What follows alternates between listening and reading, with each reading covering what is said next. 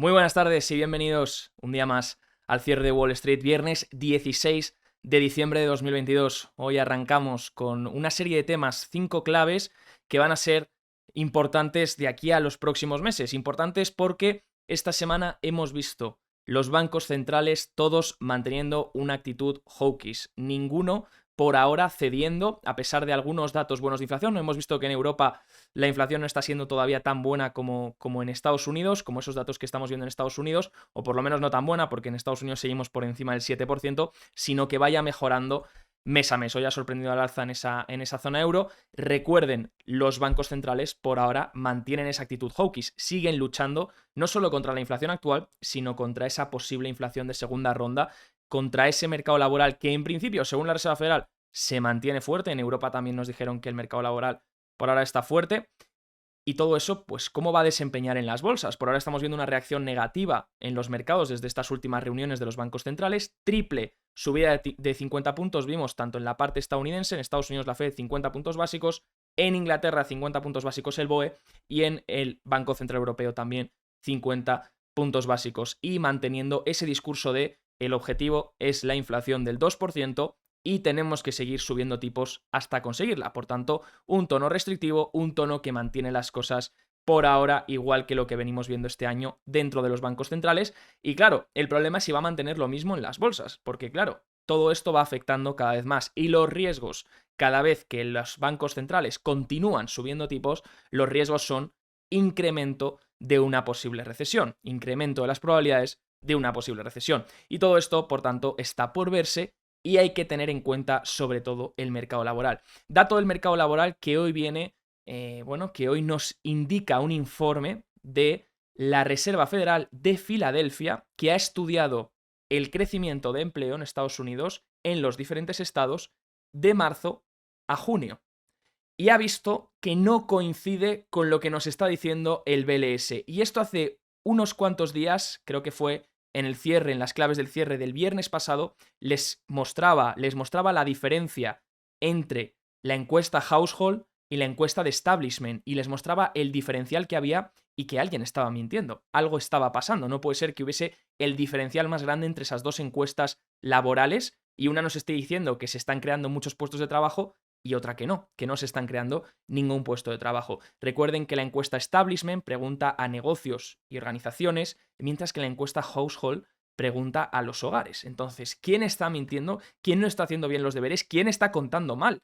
Porque el BLS, su trabajo es mes a mes informar de cómo aumentan esas nóminas no agrícolas y hacerlo en un buen estimado, por lo menos sacar una buena información y entender que esa información sea lo más cercana a la realidad posible. Bueno, pues la Fed de Filadelfia dice que esto no es del todo así y hablamos de más de 1,1 millones de empleos de diferencia en un periodo que va desde marzo hasta junio de 2022, que no es mucho, son 3 meses, 1,1 millones de diferencia. Ahora vamos a estudiarlo porque ha sido un informe que ha publicado Zero Hedge y Zero Hedge ya llevaba tiempo investigando esto y hablando del diferencial que había entre esas dos encuestas. Ahora lo vamos a explicar todo a continuación, pero antes déjenme explicar las claves que tenemos hoy porque son importantes. Vamos a ver también el informe de RIA Advisors sobre niveles estimados en el S&P 500 en base a los beneficios. Bueno, ¿qué escenarios podemos esperar? En un escenario optimista, en un escenario medio, en un escenario pesimista y un escenario muy pesimista, ¿qué niveles podríamos ir esperando en el S&P 500 por tener una idea de los rangos más o menos en los que podríamos movernos en base a lo que hagan las empresas, en base a lo que hagan los beneficios y en base a lo que se espera ahora mismo, que sí es viable, porque ahora mismo se esperan unos beneficios cercanos por encima, vamos a decir, de $200 en total en el S&P 500 para 2023. Veremos si es viable, veremos qué ocurre en otros eventos de contracción económica u otros eventos de mercados bajistas, cuánto se contraen los beneficios. También vamos a hablar de Michael Hartnett porque ha avisado sobre el empleo. Michael Hartnett ha emitido su informe de BofA Flow Show, como todas las semanas, y dice algo curioso, algo interesante. Como saben, aquí vigilamos mucho todo lo que dice Michael Hartnett, también Mike Wilson. Mike Wilson fue el analista, recuerden, de Morgan Stanley, que hace unas cuantas semanas decía en 4100, además de que en octubre decía que veía un rally hasta los 4100, el rally ha sido exactamente hasta los 4100. Ojo, Morgan Stanley no me paga ni he trabajado con ellos, así que no se piense que tengo algún tipo de contrato por la espalda, sino que Mike Wilson este año lo ha hecho francamente bien y por eso hemos ido viendo todos sus avisos. y hace unas semanas avisó que el rally se había terminado en los 4100. Y es que justo ha sido el nivel de resistencia en el SP500. Veremos si efectivamente el rally se ha terminado, porque bueno, estamos viendo una pauta correctiva, pero todavía a lo mejor es pronto, ¿no? Pero todo parece ser indicar que sí, que por ahora ese rally que veíamos desde mediados de octubre, pues ha podido llegar a su fin. También los flash PMIs vuelven a sorprender a la baja, vamos a ver eso también del S&P Global. Y el GDP Now, ¿cómo puede ser que todo esto se esté unificando con unos PMIs que siguen a la baja, con una actividad económica que sigue contrayendo, con un mercado laboral que se asusta porque tenemos unos bancos centrales que siguen subiendo tipos? ¿Y cómo puede ser que el GDP Now esté esperando un 2,8% de crecimiento para el Q4 de 2022? Son muchas preguntas las que hay que hacerse y en este vídeo vamos a intentar responderlas. En este cierre de Wall Street de hoy, de día viernes 16 de diciembre, vamos a intentar responderlas. Vamos a ello, pero antes queremos ver niveles en SP500, a lo mejor cuando estén viendo el programa esto ha podido cambiar si lo están viendo en diferido. Y como pueden ver, pero hay zonas importantes, zonas que ya se van a quedar para las próximas semanas y eso es lo que me importa, no el nivel actual exactamente del SP500, sino las zonas importantes para la semana que viene y el próximo mes, porque ahora vamos a hablar del VIX también y los movimientos esperados para los próximos meses. Bien, como pueden ver, hablábamos semana pasada de esta caja tan importante entre los 3.900 y 4.000. Es una caja que se ha mantenido desde esta... se intentó romper al alza una vez con la media de 200. Esto fue cuando tuvimos la reunión de Powell, esta velada aquí tan grande. La reunión de Powell, no, el discurso de Powell, discúlpenme. Esto fue cuando fue el discurso de Powell, donde decía que los ritmos de subida iban a bajar, que iban a ser menores ritmos de subidas de tipos a partir de ahora y que él creía que podría haber un soft landing. Bien, pues luego tuvimos un rechazo aquí, por lo tanto esperábamos el movimiento opuesto, fuimos a buscar la parte baja de la caja en los 3.900 y luego volvió a rebotar buscando o descontando con el dato de inflación que la Fed sería menos hawkish, que la Fed sería un poquito menos restrictiva tras un buen dato de inflación. Bueno, pues otra vez rechazo ese 4100, ese 4100 se queda como zona de pivot muy importante a partir de aquí porque es un nivel de resistencia muy gordo, un nivel de resistencia donde ya hubo resistencia también más o menos en este rebote que veíamos a principios de septiembre, como pueden ver aquí resistencia a los 4100 y volvemos a dos veces rechazar en esos 4100 puntos dentro del SP500. Por tanto, será una zona muy importante de cara a futuro cuando volvamos a recuperar. Fíjense, se pierden los 3.900 durante el día de hoy, por ahora, a falta de que cierre el día, y está buscando, semana pasada decíamos, el soporte de 3.900 es muy importante. Bueno, pues parece ser que ya no lo es tanto. Ahora, el que es importante, que también dábamos, es este cierre de gap. Hablábamos de este cierre de gap que no se había cerrado, que fue ese día, no sé a qué corresponde esta vela, la verdad, pero fue un día muy bueno. Y como podemos ver, pues aquí faltaba un gap por cerrar y eso coincide ahora que está forzando también la media de 50 para ver si se aguanta o no se aguanta. Por tanto, tenemos un nivel muy importante por encima de los 3.800, entre los 3.830 y los 3.840 más o menos, y, o 3.820, 3.840 vamos a decir, y luego tendríamos siguiente soporte en caso de que no se aguantase este, nos iríamos posiblemente a los 3.700 en caso de que este se perdiese, pero obviamente algo de lucha alcista a corto plazo deberíamos ver. Fíjense la venta tan rápida que hemos tenido desde los 4.100, desde buscar ese dato de los 4.100 otra vez y después rechazo y a partir de ahí hemos ya buscado por debajo de los 3.900, 3.800 y algo. Así que importantes esas zonas. Y aquí veíamos también el VIX semana pasada en las claves de cierre. Decíamos, el VIX, es muy difícil hacer análisis técnico con el VIX. Para mí personalmente esto cada uno tiene que hacer lo que él considere correcto o lo que mejor le vaya. Para mí, a mí se me hace muy difícil y creo que no hay mucha utilidad de hacer análisis técnico en el VIX, pero lo que sí que se puede hacer es regresión a la media, porque al final el VIX no puede subir en perpetuidad. Recuerden que es un índice de volatilidad. Por tanto, la volatilidad en algún momento tiene que contraerse, no puede subir en perpetuidad como por ejemplo lo hace el S&P 500, que no podemos saber si va a bajar algún día, puede seguir subiendo y a lo mejor nunca volver a niveles que tenía en el año 1850, 1950, por ejemplo. Pero sí que el VIX se puede usar como una regresión a la media, que tarde o temprano tendrá que revertir a la media, y por rangos, porque al final si se mueve entre una media, pues se va a oscilar entre rangos, ¿no? Va a moverse un poco por encima cuando haya épocas de más volatilidad y un poco por debajo cuando haya épocas de menor volatilidad. Pero al final siempre va a intentar tender a la media, nunca va a tender a cero tampoco, porque la volatilidad no puede contraerse hasta cero, pero siempre va a buscar un rango entre una media y va a ser esa media, va a ser como un magnet, sería como un imán que lo va atrayendo cada vez que se aleja X desviaciones estándar de esa media. Entonces, para los que nos sigan y muchas veces no sepan interpretar el VIX, ¿qué es el VIX? ¿Qué información nos da? Se lo denomina el índice del miedo, el índice de la volatilidad. Bien, es el índice de la volatilidad del SP500, en este caso, pero lo que mide cuando nos da un valor de 23, que está ahora mismo en 23 puntos, a falta de que, pues si se ha movido ahora mismo, cuando he sacado el gráfico estaba en 23, disculpen si se ha podido mover un poco por arriba o un poco por abajo, pero a falta de estar en 23 puntos, eso significa que el movimiento esperado para para los 30 próximos días, para los próximos 30 días, en el SP500, movimiento anualizado en términos de rentabilidad, que no son los mismos a los que se va a mover en 30 días, sino anualizado, sería de un 23% arriba o abajo. Y esto ocurre siempre bajo el nivel de una desviación estándar, en el 68% de las ocasiones. ¿De acuerdo? Entonces, ¿qué quiere decir esto resumido fácilmente?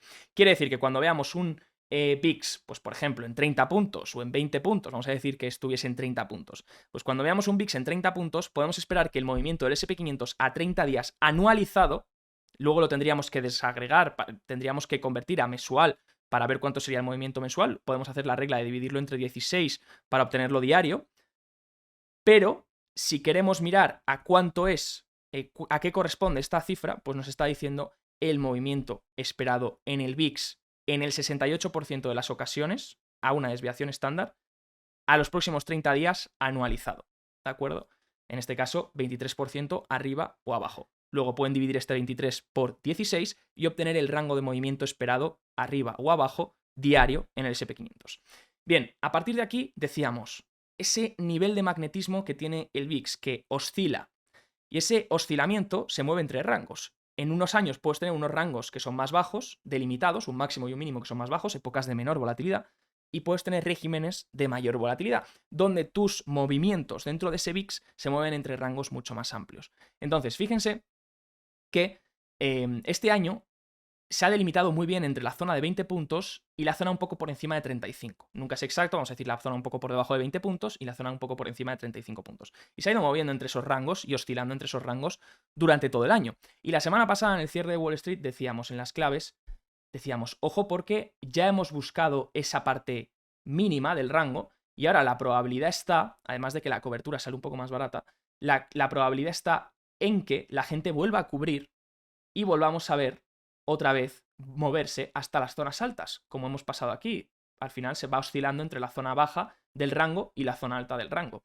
Entonces decíamos, pero puede haber algo similar a lo que pasó aquí en abril-mayo, donde teníamos un rebote del VIX al alza y luego este VIX se contraía otra vez a buscar los 20 puntos y luego ya se disparaba otra vez a los 35. Y fíjense, se está repitiendo ese movimiento. Hemos buscado el mínimo del año en el VIX, mínimo del rango durante todo el año en el VIX, luego ha rebotado hasta esta zona y ahora buscó otra vez cercano a los 20 y ahora otra vez rebotando para ir a buscar, parece ser que la direccionalidad ya ha cambiado, para ir a buscar otra vez la zona alta del VIX. Y eso obviamente pues va a hacer que repercuta en el SP500 también, como pueden ver, esta bajada cuando iniciábamos toda esta subida en el índice de volatilidad. Bien, vamos a hablar del empleo, porque el empleo es muy importante. ¿Por qué? Porque la Fed en su última reunión nos dijo, vamos a seguir subiendo tipos, no solo porque la inflación puede seguir siendo un problema y aunque haya habido buenos datos, buenos últimos datos, se agradecen, pero todavía hace falta más confirmaciones, dijo Powell. Pero no solo también por eso, sino porque dijo que el mercado laboral se mantiene fuerte. Pero ¿cómo de real es esta premisa? ¿Cómo de real es que el mercado laboral se mantiene fuerte de verdad? ¿Es invención? ¿Es realidad? Vamos a verlo. Fíjense que hace unas cuantas semanas ya analizábamos este dato porque Zero Hedge nos daba un informe. Y Zero Hedge nos daba un informe que bien lo veían venir, donde decían, fíjense la diferencia entre la Household Survey, la encuesta Household, y la encuesta Establishment. Y fíjense la diferencia de creación de empleo mensual. Este último mes, en noviembre, hemos visto 263.000 nóminas no agrícolas creadas en el dato del BLS. Fíjense cómo corresponde al dato de la Establishment Survey. Esa Establishment Survey lo que hace es preguntar a negocios y organizaciones sobre cuántos empleados nuevos han incorporado, cuántos empleados tienen, etc., para sacar pues todos esos datos. ¿Qué pasa? Que la encuesta Household, que normalmente, fíjense, porque entre 2021 y 2022 más o menos, va en línea más o menos, a veces se pasa, a veces se queda corta, pero suele luego suele haber un spread muy pequeño que luego se corrige. Bien, pues ahora lleva varios meses la encuesta Household mostrando datos negativos, de creación de empleo negativos, mientras que la de Establishment sigue creando datos, que es la que le importa al mercado, que es la del BLS, ¿no? fíjense aquí el diferencial que había de marzo a junio. Les estoy primero poniendo el dato de marzo a junio. En marzo es cuando empezó a hacerse un diferencial muy grande. Fíjense que normalmente pues una puede ir por encima de la otra durante unos meses, pero normalmente van un poco ligadas de la mano. Pero fíjense que a partir de marzo de 2022 empieza a haber un diferencial que se agranda muy alto, donde la parte de establishment sigue creciendo, esa encuesta que pregunta a negocios y organizaciones, mientras que la parte de household, esa encuesta que pregunta a los hogares, empieza a caer o incluso mantenerse. Había 1,5 millones de diferencial entre el establishment y la household de trabajos creados. Bien, pero es que si miramos a fecha de octubre, esto se ha ido haciendo más grande, todavía más, se ha ido incrementando. Fíjense, desde marzo a junio lo acabamos de ver, pero fíjense que el spread, el diferencial, se sigue aumentando aún más, se hace más grande. Y ahora es de 2,7 millones la diferencia entre el household y el establishment, lo que es una barbaridad. Alguien está haciendo mal los cálculos o algo está pasando aquí que hace que difieran. Es el récord de diferencia que ha habido entre las dos encuestas histórico. Entonces, ¿qué ha pasado? Bueno, Zero Hedge mira los trabajos creados y dice, hay un problema con la encuesta establishment, y es que la encuesta establishment, al preguntar a negocios y organizaciones, lo que cuenta son las nóminas. Pero cuando preguntas en la household, en la otra encuesta, en la que se ha mantenido desde marzo estable o incluso bajando, sobre todo en el último mes bajando, es porque pregunta a hogares. Y los hogares dicen si tienen trabajo o no tienen trabajo, pero no cuenta por nómina. ¿Qué quiero decir con esto? Fíjense que si eres un trabajador y tienes 2 trabajos, pues obviamente en la encuesta establishment te van a contar doble. Mientras que si eres un trabajador y tienes 2 trabajos, en la encuesta household solo te van a contar una vez. Y esto es lo que ha pasado desde marzo a noviembre, que aunque nos vendan la idea de que el mercado laboral se mantiene fuerte, y es verdad, porque los salarios todavía están fuertes, las horas medias también están fuertes, la demanda está fuerte, pero ¿hasta qué punto tan fuerte como nos dicen? Porque fíjense que lo que ha ocurrido desde marzo a noviembre, la tendencia ha sido que se han destruido muchos puestos de trabajo fijos, full time, puestos de trabajo de calidad, pero se han construido puestos de trabajo part-time o de multiple job holders. Entonces, ¿esto qué quiere decir? Que la gente posiblemente ha perdido su trabajo o ha dejado su trabajo de jornada completa para buscar 2 trabajos de jornada media o 3. ¿Por qué ocurre esto? Porque muchas veces muchas personas, uno, con el único trabajo que tenían, a lo mejor no pueden hacer frente a los gastos que tienen, a los costes que tienen debido a la alta inflación, debido a todo lo que está ocurriendo, a la subida de intereses también, sobre todo para las hipotecas, etc. Y entonces buscan otros trabajos para poder compensar. Esto la household no lo cuenta, pero la establishment sí. Y por eso vemos que la establishment va incrementando. Entonces, ¿se están creando empleos? Sí, pero empleos de mala calidad, que posiblemente estén siendo suplidos por gente que ha perdido el empleo de buena calidad. Empleo de jornada completa. Porque fíjense, desde marzo a noviembre, 398.000 pérdidas de empleos de jornada completa. Entonces, esa gente posiblemente busque 2 trabajos a jornada partida. Y eso es lo que ha hecho que la encuesta del BLS siga incrementando mientras que la household muestra la realidad, ¿no? Si miramos los trabajos creados desde marzo hasta ahora, en miles, la Establishment Survey está contando 2 millones, más de 2 millones y medio, mientras que la household está contando 12.000 empleos creados. Es una gran diferencia. ¿Qué pasa? Que la Fed de Filadelfia ha hecho un estudio de esto. Muchas veces las reservas federales pueden estudiar de forma más óptima cómo ha crecido el empleo en una temporada. En este caso, el problema que tiene es que, uno, el dato de empleo ya es retrasado de por sí. El BLS ya nos da el dato de empleo con retraso, de un mes para otro. Y luego, es que cuando la Fed o algún banco de la Fed, ya sea Fed de Filadelfia o de Atlanta o lo que sea, tiene que hacer una investigación sobre el empleo, tarda aún más. Por ejemplo, este informe que nos acaba de emitir el día 13 de diciembre el Departamento de Research de la Fed de Filadelfia mide el cambio de marzo a junio únicamente. Por eso aquí les ponía el diferencial de marzo a junio solamente, porque no mide pasado junio. Entonces todavía tendremos que esperar un nuevo informe dentro de unos meses para ver lo que ha pasado de junio a noviembre, para que vean qué retrasado nos dan estos datos.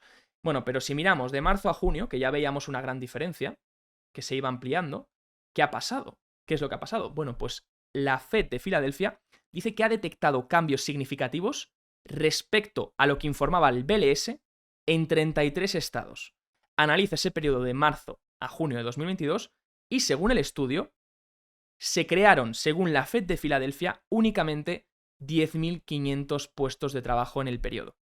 Muy diferente del 1.121.500 puestos estimados por el BLS. Por tanto, se ha sobreestimado la creación de empleo por el BLS por más de 1,1 millones de puestos de trabajo.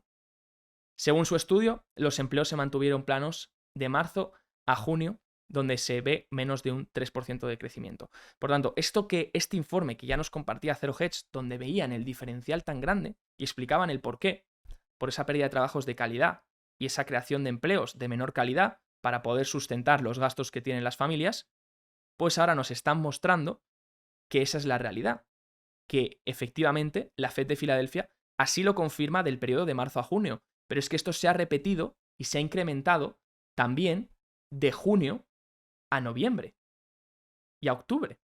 Entonces tendremos que ver cuál ha sido el impacto de esto, cuántos trabajos reales realmente se han creado y cómo de fuerte realmente está el mercado laboral. A lo mejor llegará un momento en el que la establishment ajustará lo que está diciendo la household por esa estacionalidad o porque tendrán que hacer ajustes en base a lo que han calculado, por haberse calculado mal, y entonces veremos una caída muy rápida del empleo, ¿no? Fíjense la diferencia entre lo que ha reportado el BLS, esos datos que miramos nosotros como inversores, y lo que ha revisado la Fed de Filadelfia, de abril a junio, como les decía, de finales de marzo a junio de 2022. Fíjense la gran diferencia de empleos que se hubiesen creado, de hecho en junio se tendrían que haber destruido, no creado, con respecto a lo que nos está diciendo el BLS. Es una gran, gran diferencia. Entonces, posiblemente veamos debilidad el año que viene en el mercado laboral, aunque la Fed diga que todavía el mercado laboral se mantiene fuerte, etc. Fíjense, Michael Hartnett, de Bank of America, dice lo siguiente, y es que los bancos centrales, el tightening de los bancos centrales, la subida de tipos de los bancos centrales a mediados de 2023 va a provocar un hard landing, un escenario donde las cosas van a acabar mal para mediados de 2023, una recesión. Dice que la Fed ha subido 400 puntos básicos en 9 meses y que todavía se esperan de 50 a 75 puntos más de subida en los 5 a 6 meses siguientes. El Banco Central Europeo ha subido 250 puntos básicos en 6 meses, pero todavía se esperan 125 puntos básicos más en los siguientes 9 meses. Esto va a hacer que el mercado laboral se rompa rápidamente, dice Michael Hartnett, y sobre todo lo haga rápidamente cuando estemos ya en el final del bear market. Por eso se habla de mercado laboral de dato retrasado, porque fíjense que ahora estábamos mirando la realidad de los datos de marzo a junio de 2022, pero es que estamos en diciembre de 2022, por tanto, posiblemente cuando empecemos a ver esa señal de que el mercado laboral se debilita fuertemente, que también es una de las excusas para decir que no estamos en recesión, porque el mercado laboral está muy fuerte, pues cuando el mercado laboral directamente se empiece a enfriar rápidamente y empiece a caer rápidamente, justamente será cuando ya a lo mejor la actividad económica recupere y lo veamos con un indicador muy, muy retrasado y sobre todo más en este ciclo, más que en anteriores ciclos, por la distorsión que ha creado, por ejemplo, la pandemia en cuanto a la estacionalidad, en cuanto al contar este número de trabajos y de puestos de trabajo y de cómo lo está haciendo el BLS y difiriendo con la realidad, como bien lo indica la Fed de Filadelfia. Bien, planteémonos cuáles pueden ser los beneficios esperados para el año que viene. Porque esto es algo que ha emitido RIA Investment Advice en su último informe. Ha dicho, bueno, vamos a ver cuáles pueden ser los beneficios estimados y qué es lo que se está estimando ahora mismo. Bueno, acuérdense que el otro día veíamos también un informe de FactSet, donde FactSet decía que el esperado medio era $232 de EPS para 2023 en el SP500.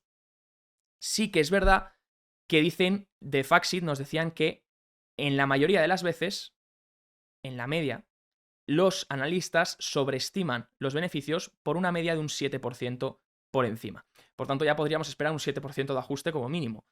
Y luego, pues los ajustes se han ido revisando. Fíjense que aquí Real Investment Advice nos pone las fechas de revisión de estos estimados y pasamos de 242, que se esperaba en mayo, a 234, a 217, a 205 ahora, ¿no? A esos 205 de EPS para 2023. También nos ponen aquí el CAPE. El CAPE, de hecho, hoy, para los que quieran ver la academia, se ha subido hoy en la Academia de Negocios Televisión una clase sobre cómo funciona el CAPE, este Shiller Per Ratio, y cómo nos puede, por así decirlo, cómo funciona como predictibilidad de retornos a largo plazo. Qué correlación tiene con retornos a largo plazo en el SP500 en función del múltiplo al que se compre. Y como podemos ver, el CAPE, que en este caso no deja de ser igual que el PER, pero los earnings, los beneficios por los que divides, son unos beneficios que son la media de los últimos 10 años, para no distorsionar con beneficios del último año, porque puede ser una imagen muy volátil y distorsionada. Pues tenemos el CAPE, que estaba cercano a las 40 veces y que ya está cerca de las 26, 27 veces. Como pueden ver, Real Investment Advice nos muestra las medias. La media histórica, desde 1980, es más o menos 15 veces.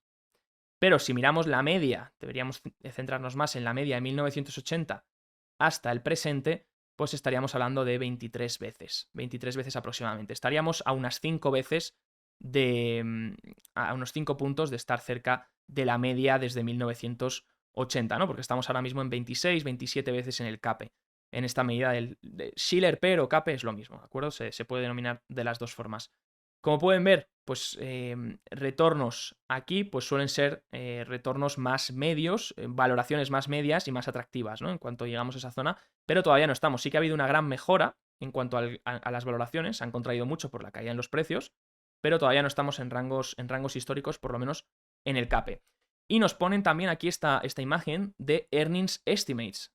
¿Cuáles son los beneficios estimados? Hemos dicho 205, pero es que fíjense cómo están creciendo los beneficios estimados durante 2000 al 2022. Fíjense el subidón que pegamos desde la pandemia, desde finales de 2020, el subidón en beneficios que hemos pegado, ¿no? Y dice Real Investment Advice que estos beneficios esperados no son sostenibles, que poco a poco pues tienes que volver a esta tendencia, a esta growth trend line, a esta tendencia de crecimiento, ¿no? Tienes que buscar otra vez que los beneficios vuelvan. Si los beneficios volviesen, fíjense que sería un ajuste muy grande, 157,88 dólares de EPS para 2023. Igual es demasiado ajuste, este sería un escenario muy, muy, muy, muy pesimista, pero como ven, algo de ajuste hace falta en los beneficios según lo esperado.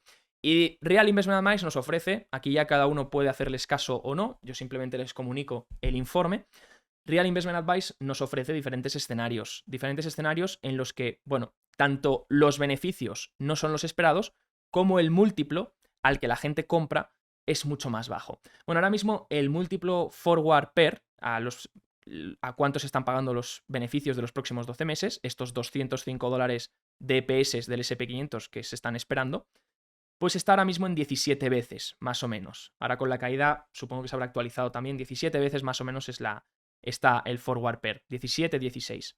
A 17 y 16 veces, si volviese, no, ahora mismo estaban 20 veces, ¿no? Pero si volviese a 17 veces, pues podríamos buscar esos, según, para finales, si se mantuviesen 17 veces para finales de 2023, según Real Investment Advisor, pues podría buscar el índice, más o menos el SP500, los 3.500 puntos otra vez, ¿no? Que sería el mínimo que hemos visto este año. Pero es que aquí hace un cambio y dice, bueno, ¿y si el múltiplo tiene que ser 15 veces? Y no es, como se esperaba, 17 veces. Rebota en 15 veces. ¿Por qué 15 veces? Bueno, pues porque es un múltiplo donde anteriores mercados bajistas por media han buscado, ¿no? Es donde sobre todo los inversores han empezado a comprar en mercados bajistas cuando el múltiplo llega a unas 15 veces más o menos. Ojo, no estamos aquí hablando del CAPE, estamos aquí hablando del forward PER.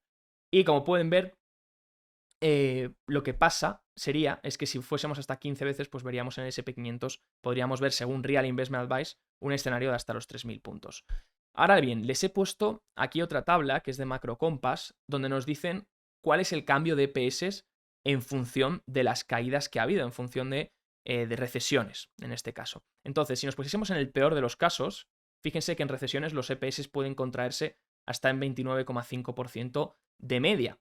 Ahora bien, entonces habría que restar a esos 205 dólares si en caso de entrar en recesión un 29,5%. Ahora bien, dentro de estas recesiones hay recesiones más gordas y más leves.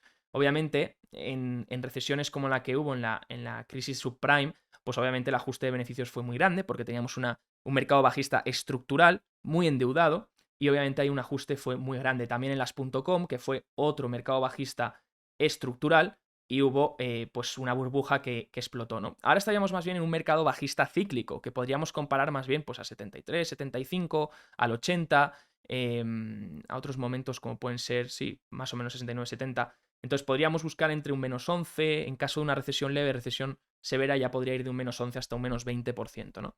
Real Investment Advisor dice, bueno, ¿qué pasa si los beneficios colapsan en esa magnitud? Por lo menos en magnitudes cercanas a lo que sería una recesión.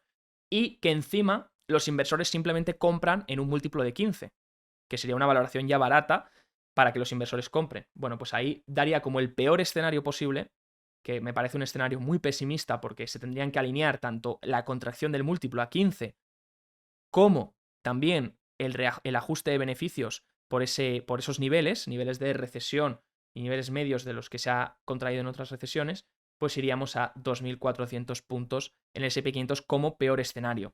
Pero Real Investment Advice pues nos pone estos escenarios, ¿no? Fíjense, nos da $160 por acción a 15 veces. A lo mejor si tuvieses $160 por acción de beneficios, el mercado ya te empieza a comprar a 17 veces, ¿no? Lo cual ya pondría en 2.900, 2.800. Entonces se tendría que alinear un muy mal sentimiento del inversor por comprar con unos muy malos beneficios empresariales en 2023.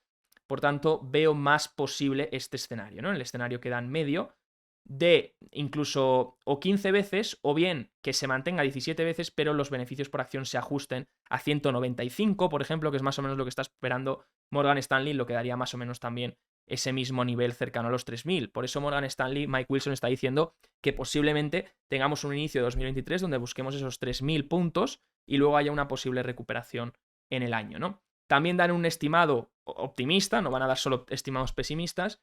El estimado optimista sería cumplir con esos beneficios y, bueno, y que los múltiplos también incrementasen, ¿no? En este caso, pues hasta los 4.000, 4.500, ¿no? Si se mantienen estos beneficios sin recesión de $205 esperados y a un múltiplo de 22 veces, pues pondría el índice en 4.500, que todavía no hubiese recuperado la caída completa. Por tanto, Real Investment Advice haciendo escenarios que van siendo más, sobre todo para 2023, para finales, que son bastante pesimistas, pero como pueden ver, pues van de 4.500 hasta 2.500. El escenario de 2.500 a mí me parece muy exagerado, porque se tendría que combinar muchas cosas y sobre todo un gran colapso en los beneficios empresariales, pero el de azul no lo veo para nada imposible. O al revés, cada uno obviamente tendrá sus escenarios en función de lo que espere en cuanto a beneficios y a múltiplo de compra. Como siempre, lo más importante, hasta dónde apriete la Fed, porque más apriete la Fed,